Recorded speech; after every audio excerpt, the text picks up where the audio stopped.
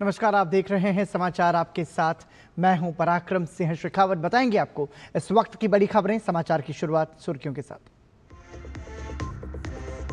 प्रधानमंत्री नरेंद्र मोदी ने कर्तव्य भवन 3 का किया उद्घाटन। आधुनिक भवन में गृह और विदेश मंत्रालय समेत अनेक विभागों का होगा कामकाज। नवाचार, दक्षता और सहयोग बढ़ाने की दिशा में अहम कदम।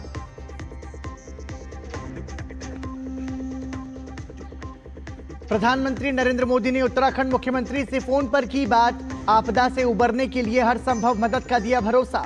राहत बचाव अभियान युद्ध स्तर पर जारी।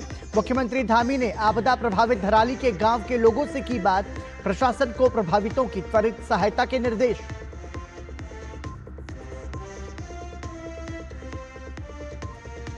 लोकसभा से वाणिज्य पोत परिवहन विधेयक 2024 को हरी झंडी। समुद्र द्वारा माल वहन विधेयक 2025 भी राज्यसभा से पारित। कार्यवाही में बाधा डालने पर विपक्ष पर बरसे संसदीय कार्य मंत्री किरेन रिजिजू। जनता की उम्मीदों पर पानी फेरने का लगाया आरोप। रिजर्व बैंक ने रेपो रेट में नहीं किया कोई बदलाव। नीतिगत दरें 5.5% पर बरकरार। चालू वित्त वर्ष के लिए विकास दर का अनुमान 6.5% पर बरकरार। महंगाई के अनुमानों को 3.7% से घटाकर 3.1% किया। और रूस यूक्रेन शांति वार्ता की नई उम्मीद। मॉस्को पहुंचे डोनाल्ड ट्रंप के विशेष दूत स्टीव विटकोफ। राष्ट्रपति पुतिन से की मुलाकात। ट्रंप ने रूस को संघर्ष रोकने की दी अंतिम तारीख। भारी टैक्स और कड़े आर्थिक कदम उठाने की दी चेतावनी।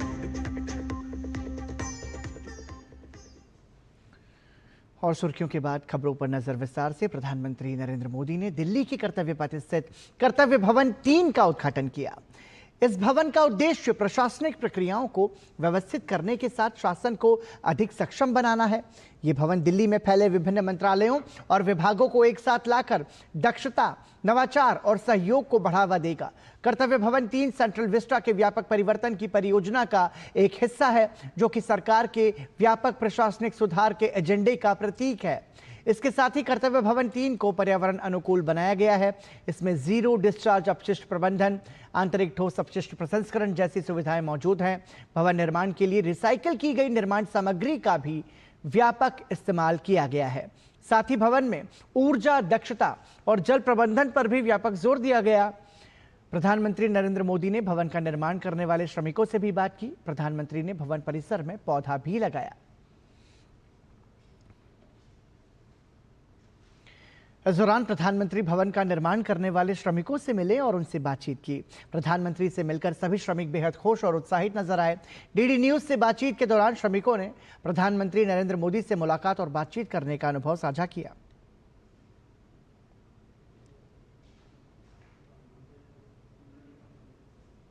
प्रधानमंत्री नरेंद्र मोदी ने श्रमिकों से यहाँ पर बातचीत की है। मेरे को परसों से अनुभव था के वर्षों से मोदी जी आएंगे इस कंपनी का उद्घाटन करने के लिए। अति सुंदर, मेरे को मिलके बात करने से बहुत खुशी हुई थी। कारपेंटर सीलिंग का यहाँ पे काम करता हूँ ना, मैंने कभी नहीं सोचा था कि मैं प्रधानमंत्री से मिलूंगा। बस बहुत अच्छा लगा मुझे आज मिलके। पीएम साहब से मिलके बहुत अच्छा लगा। ये भवन जो बना इस पे कुछ बताएंगे क्या? सर बहुत अच्छा काम हुआ, बहुत अच्छा बना है, काफी अच्छा काम हुआ है यहाँ पर। प्रधानमंत्री जी से मिलके बहुत अच्छा लगा, खुशी हुई और काफी भव्य बिल्डिंग बनी है कर्तव्य भवन जो है हमारा, और बाकी और डिफरेंट बिल्डिंग बन रही है। हमें गर्व है कि मोदी जी हमसे मिले और हमारी बात हुई। प्रधानमंत्री नरेंद्र मोदी ने दिल्ली की कर्तव्य पथ स्थित कर्तव्य भवन 3 का उद्घाटन किया। इस दौरान प्रधानमंत्री भवन का निर्माण करने वाले श्रमिकों से मिले और उनसे बातचीत की। प्रधानमंत्री नरेंद्र मोदी ने एक्स पर श्रमिकों के साथ मुलाकात की तस्वीरें साझा करते हुए लिखा कि कर्तव्य भवन विकसित और आत्मनिर्भर भारत के निर्माण के लिए हमारी प्रतिबद्धता को दर्शाता है। इसे गढ़ने वाले हमारे श्रम योगियों की अथक मेहनत और संकल्प शक्ति का आज देश साक्षी बना है। उनसे संवाद कर अत्यंत प्रसन्नता हुई। मुख्यमंत्री पुष्कर सिंह धामी ने धराली में आपदा प्रभावित क्षेत्रों का दौरा किया, राहत कार्यों की समीक्षा की। मुख्यमंत्री ने क्षेत्र के प्राकृतिक आपदा से प्रभावित लोगों से मुलाकात कर उनका हालचाल जाना। मुख्यमंत्री ने प्रभावित परिवारों को हर संभव सहायता का भरोसा दिलाया और राहत कार्यों की प्रगति की समीक्षा की। मुख्यमंत्री ने मौके पर तैनात राहत और बचाव कार्यों में जुटे कर्मियों से भी भेंट की। उन्होंने अधिकारियों को निर्देश दिए कि राहत सामग्री और सहायता समयबद्ध तरीके से प्रभावितों तक पहुंचे। राहत कार्यों को गति देने के उद्देश्य से 2 हेलीकॉप्टर्स के माध्यम से आवश्यक खाद्य सामग्री और राहत सामग्री धराली क्षेत्र में पहुंचाई गई है। इसके अतिरिक्त भारतीय वायुसेना के चिनूक हेलीकॉप्टर से भारी मशीनरी भी पहुंचाई जा रही है, जिससे मार्गों की मरम्मत, मलबा हटाने और अन्य आवश्यक कार्यों को शीघ्रता से अंजाम दिया जा सके। राज्य सरकार की प्राथमिकता प्रत्येक प्रभावित व्यक्ति तक राहत पहुंचाना और सामान्य स्थिति बहाल करना है। मुख्यमंत्री ने प्रशासन को निर्देशित किया कि कोई भी प्रभावित परिवार सहायता से वंचित न रहे। मुख्यमंत्री धामी ने बताया कि धराली में सेना के लोगों ने लगभग 190 लोगों को रेस्क्यू किया और सुरक्षित स्थानों पर पहुंचाया। सभी घायलों के स्वास्थ्य की पूरी चिंता की जा रही है। उत्तरकाशी के धराली में रेस्क्यू ऑपरेशन युद्ध स्तर पर जारी है। मुख्यमंत्री पुष्कर सिंह धामी खुद पूरी स्थिति पर नजर रखे हुए हैं और पल पल की अपडेट आला अधिकारियों से ले रहे हैं। आज मुख्यमंत्री पुष्कर सिंह धामी ने धराली में आपदाग्रस्त क्षेत्र का निरीक्षण भी किया और अधिकारियों को जरूरी दिशा निर्देश दिए।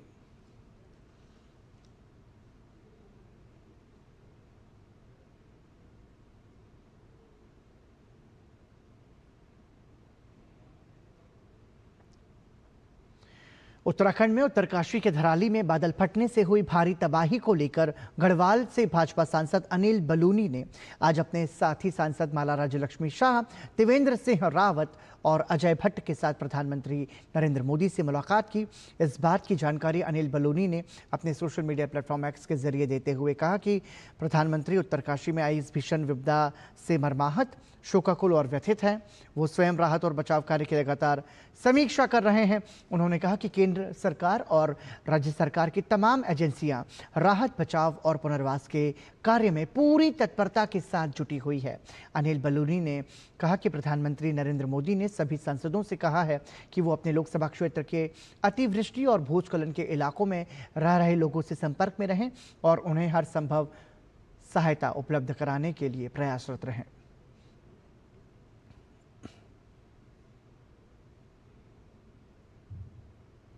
लोकसभा और राज्यसभा में आज फिर विपक्ष के व्यवधान के कारण सदन की कार्यवाही बाधित रही। बिहार में विशेष पुनरीक्षण के मुद्दे पर विपक्ष के जोरदार विरोध के चलते दोनों सदनों में दोपहर के बाद भी गतिरोध जारी रहा। दोपहर 2 बजे लोकसभा में कार्यवाही शुरू होते ही विपक्षी सांसद वेल में आ गए और नारेबाजी शुरू कर दी। संसदीय कार्य मंत्री किरेन रिजिजू ने कहा कि सरकार हर मुद्दे पर चर्चा को तैयार है, लेकिन एसआईआर का मामला सुप्रीम कोर्ट में विचाराधीन है, इसलिए इस पर चर्चा संसद नियमों के खिलाफ होगी।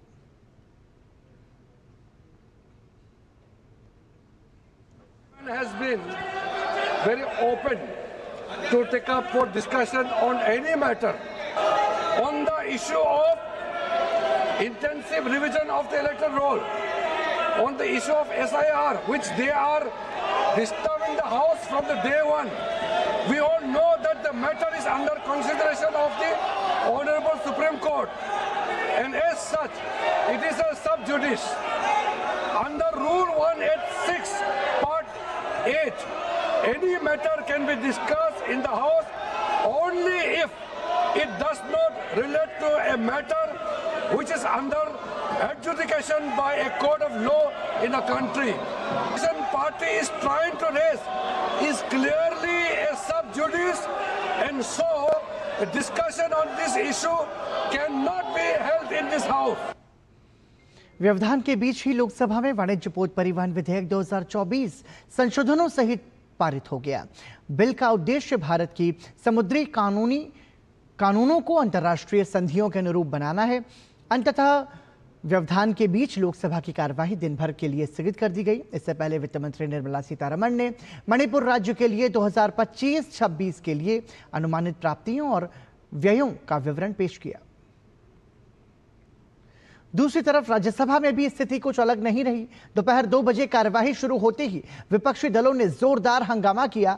विपक्ष के नेता मल्लिकार्जुन खड़गे ने नियमों की समानता पर सवाल उठाए, जिसे सत्ता पक्ष के नेता जेपी नड्डा ने खारिज करते हुए कहा कि जो सदन चलने नहीं देते उन्हें पॉइंट ऑफ ऑर्डर का अधिकार नहीं है।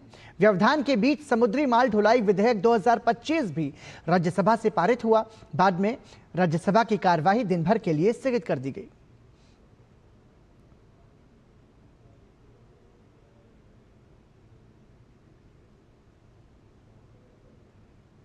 और इसी के साथ यहां रुक रहे हैं एक छोटे से ब्रेक के लिए। आप देखते रहिए डीडी न्यूज। दीप्ति अरोरा जी सिर्फ 38 साल की उम्र में एक बीमारी से चली गई। उनके टर्म लाइफ इंश्योरेंस के पैसे उनके बच्चे की पढ़ाई में काम आ सकते हैं। पॉलिसी बाजार ने क्लेम के वक्त फैमिली का पूरा साथ दिया। पॉलिसी बाजार पे 2 करोड़ का टर्म लाइफ इंश्योरेंस सिर्फ 700 रुपए महीने से शुरू। मेरी पसंद, मेरी पसंद, मेरी पसंद, मेरी पसंद, हमारी पसंद, हम सबकी पसंद। मजबूत देश का मजबूत सरिया हो गया स्टील। वाह यार, क्या सही हुआ। मेरा भी मन करता है कुछ करने का। मन करता है तो करो। घर की चीजों से टाइम ही नहीं मिलता और हूँ सिर्फ 10वीं पास। आप LIC की बीमा सखी योजना के साथ जुड़ सकती हो। मैं LIC एजेंट बन सकती हूँ। पूरी ट्रेनिंग भी मिलेगी, मंथली स्टाइपेंड भी मिलेगा। स्टाइपेंड भी? ऊपर से कमीशन अलग। LIC बीमा सखी योजना से जुड़ने के लिए अपनी नजदीकी LIC शाखा से संपर्क करें। LIC बीमा सखी योजना, अपनी शुरुआत अपने हिसाब से।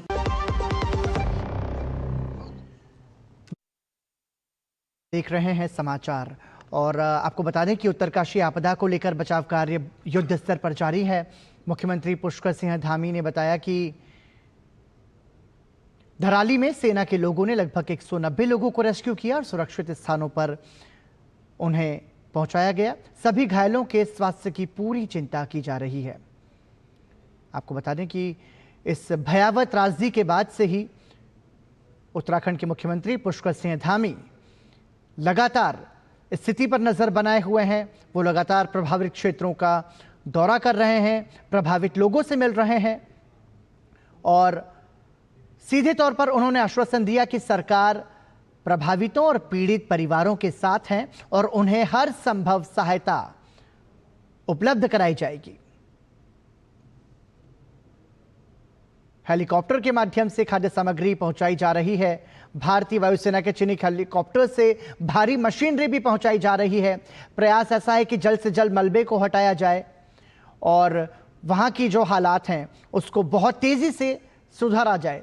सबसे पहली प्राथमिकता थी प्रभावितों की जान बचाना और उन्हें सुरक्षित स्थानों पर पहुंचाया गया है। सेना के लोगों ने 190 के करीब लोगों को रेस्क्यू किया है। धराली के दाहिनी तरफ से लगभग 120 लोग और धराली के बाईं तरफ से 70 लोगों को रेस्क्यू किया गया है। उनको सुरक्षित स्थानों पर पहुंचाया गया है। अभी घायलों को भी जो है वहां से रेस्क्यू करके उत्तरकाशी लाया जा रहा है। कुछ को वहां एम्स में जो जरूरी है उनको हायर सेंटर रेफर किया जाएगा। प्रधानमंत्री नरेंद्र मोदी के नेतृत्व में देश ने गिनीज वर्ल्ड रिकॉर्ड में अपना नाम दर्ज कराया है। यह पुरस्कार परीक्षा पर चर्चा कार्यक्रम को दिया गया है। यह जानकारी केंद्रीय शिक्षा मंत्री धर्मेंद्र प्रधान ने अपने सोशल मीडिया प्लेटफॉर्म X पर तस्वीरों के साथ साझा की है। अपने संदेश में उन्होंने लिखा है कि प्रधानमंत्री नरेंद्र मोदी, केंद्रीय मंत्री अश्विनी वैष्णव और केंद्रीय मंत्री जितिन प्रसाद को परीक्षा पे चर्चा के लिए गिनीज वर्ल्ड रिकॉर्ड प्रमाण पत्र प्रदान करते हुए मुझे गौरवान्वित महसूस हो रहा है। प्रधानमंत्री मोदी के नेतृत्व में परीक्षा पे चर्चा का दायरा और प्रभाव साल दर साल बढ़ता जा रहा है। दुनिया के सबसे बड़े नागरिक अभियानों में से एक ये परीक्षा संबंधी तनाव को कम करने, भावनात्मक स्वास्थ्य और व्यक्तिगत विकास को बढ़ावा देने के लिए एक अनूठा संवाद भी है। दरअसल परीक्षा पर चर्चा एक वार्षिक कार्यक्रम है जिसमें प्रधानमंत्री बोर्ड परीक्षाओं में शामिल होने वाले छात्रों के साथ सीधा संवाद करते हैं। इस कार्यक्रम के दौरान वो छात्रों के परीक्षा के तनाव और अन्य मुद्दों से संबंधित प्रश्नों के उत्तर भी देते हैं। स्कूल और कॉलेज के छात्रों के साथ प्रधानमंत्री के संवाद कार्यक्रम का पहला संस्करण फरवरी 2018 में तालकटोरा स्टेडियम में आयोजित किया गया था, जो आज साल 2025 तक जारी है। कर्नाटक में खाद की भारी कमी से किसान परेशान हैं। आज बेंगलुरु में खाद की कमी को लेकर जेडीएस ने राज्य सरकार के खिलाफ फ्रीडम पार्क में प्रदर्शन किया। जेडीएस ने खाद की कमी, खाद की कालाबाजारी और किसानों को मुआवजा देने में सरकार की विफलता जैसे मुद्दों पर विरोध दर्ज कराया। मोहाली के इंडस्ट्रियल एरिया फेज 9 में आज सुबह एक फैक्ट्री में ऑक्सीजन सिलेंडर फटने के कारण बड़ा हादसा हो गया। फैक्ट्री में हुए धमाके की वजह से 2 लोगों की मौत हो गई, जबकि 3 लोग घायल हो गए। इस हादसे की जानकारी मिलने के बाद प्रशासन मौके पर पहुंचा और राहत बचाव कार्य शुरू किया।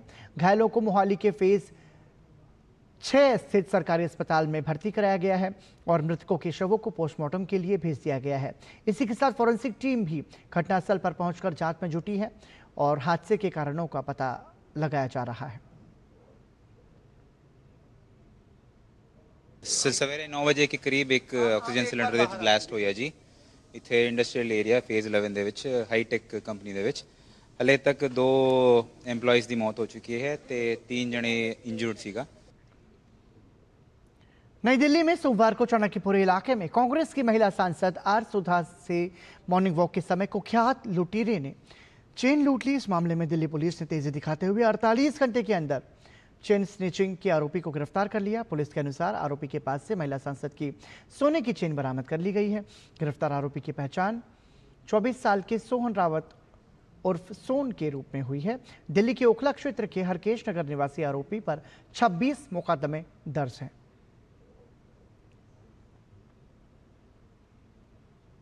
दिल्ली में महिला सांसद से हुई चैन स्नैचिंग के मामले में दिल्ली पुलिस को बड़ी कामयाबी हासिल लगी है और दिल्ली पुलिस ने स्नैचर को गिरफ्तार कर लिया है। यानी सोहन रावत उर्फ बुग्गू को दिल्ली पुलिस ने दक्षिण दिल्ली के इलाके से गिरफ्तार किया गया। दिल्ली पुलिस लगातार उसकी तलाश में जुटी हुई थी और तमाम जिलों को इसमें अलर्ट किया गया था। नई दिल्ली और दक्षिण दिल्ली की ज्वाइंट टीम ने इसमें कामयाबी हासिल करी। दक्षिण दिल्ली की ATS टीम को जब ये सूचना मिली कि सोहन उर्फ बुग्गू जो है वो दक्षिण के इलाके में कहीं आने वाला है, इस पर दिल्ली पुलिस ने उस पर जाल बिछाया और उसको पकड़ लिया। इसके पास से चोरी के स्नैचिंग के दौरान वारदात में शामिल स्कूटी और साथ ही साथ चेन भी बरामद कर ली गई है। 24 साल का सोहन जो है वो 26 मुकदमों में पहले ही तिहाड़ जेल की हवा काट चुका है। 27 जून को ये हाल ही में तिहाड़ जेल से बेल पर बाहर आया था और उसके बाद उसने आते ही इस बड़ी वारदात को अंजाम दिया, जिसने दिल्ली में जो है एक बार फिर से महिला सुरक्षा पर सवाल खड़े कर दिए थे। लेकिन दिल्ली पुलिस ने बड़ी मुस्तैदी के साथ तमाम इनपुट जुटाए, CCTV कैमरों की तलाश करी। 200 से ज़्यादा पुलिस को इसमें एक्टिव किया गया और उसके बाद सोहन रावत की गिरफ्तारी कर ली गई। कैमरा अनिल के साथ मैं मुकेश शुक्ला, DD न्यूज़ दिल्ली। भारतीय रिजर्व बैंक ने रेपो रेट में कोई बदलाव नहीं किया है और इसे 5.5% पर बरकरार रखा है। मौद्रिक नीति समिति ने ब्याज दरों को यथावत बनाए रखने का निर्णय लिया। केंद्रीय बैंक ने मौजूदा आर्थिक हालात और अनिश्चितताओं को देखते हुए रेपो रेट को 5.5% पर स्थिर बनाए रखने का ऐलान किया है। मौद्रिक नीति की 3 दिन की बैठक के बाद आज RBI गवर्नर संजय मल्होत्रा ने MPC की बैठक में लिए गए निर्णयों की घोषणा की। The current macroeconomic conditions, outlook, and the uncertainties call for continuation of the policy repo rate of 5.5% and wait for further transmission of the front-loaded rate cut to the credit markets and to the broader economy. Accordingly, the MPC unanimously voted to keep the repo rate unchanged. Bharat Mandapam में आज से दिल्ली पुस्तक मेला शुरू हो गया है। दिल्ली की मुख्यमंत्री रेखा गुप्ता ने मेले का उद्घाटन किया। इस बार मेले की थीम पुस्तकें और प्रकाशन बहुभाषीय भारत का भविष्य रखी गई है। पेश है हमारे संवाददाता गिरीश निशाना की ये खास रिपोर्ट। दिल्ली के भारत मंडपम में बुधवार को दिल्ली की मुख्यमंत्री रेखा गुप्ता ने 29वें दिल्ली पुस्तक मेले का उद्घाटन किया। इस मौके पर दिल्ली सरकार के कला और संस्कृति मंत्री कपिल मिश्रा और ITPO के CMD प्रदीप सिंह खरोला भी मौजूद रहे।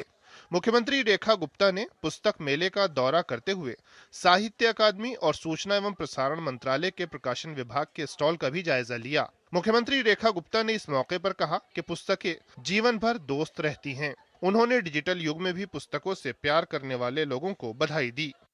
हर व्यक्ति की साथी, हर व्यक्ति की दोस्त, जो अकेले में भी आपका साथ निभाती है, कभी यादें बन करके, कभी सपने बन करके, कभी प्रेरणा बन करके और कभी लक्ष्य बन करके।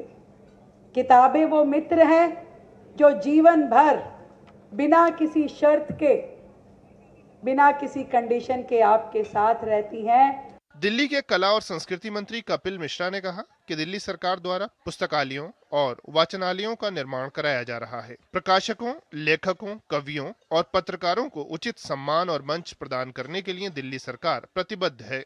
मुख्यमंत्री जी के नेतृत्व में नए पुस्तकालयों का निर्माण, वाचनालयों का निर्माण, और जो भी हमारे पब्लिशर हैं, जो भी लेखक हैं, विचारक हैं, पत्रकार बंधु हैं, कवि हैं, उनको उचित सम्मान और उचित मंच प्रदान करने के लिए हम प्रतिबद्ध हैं और ये सब आप आने वाले इसी वर्ष से आपको इसका परिणाम देखने को मिल जाएगा।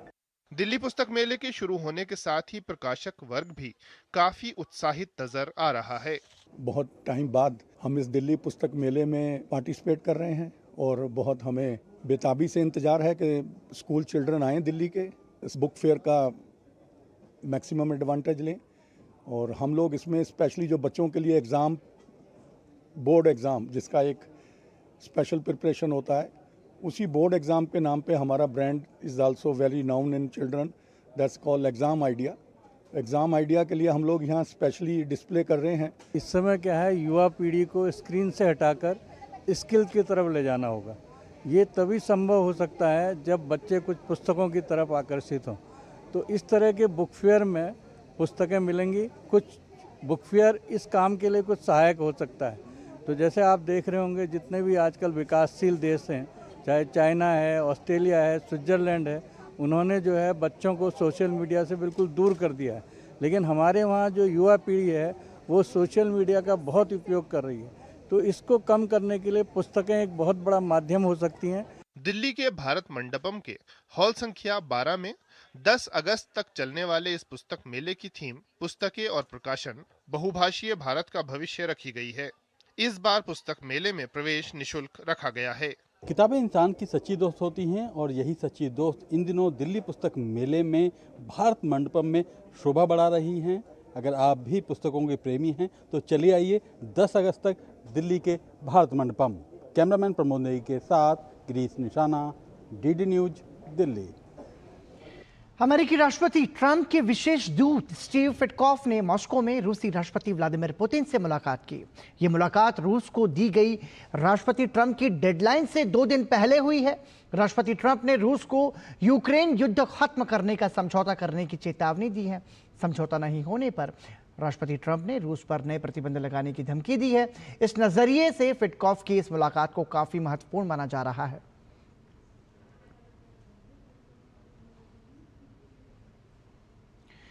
और इसी के साथ समाचार में अभी के लिए इतना ही। दीजिए अनुमति। नमस्कार।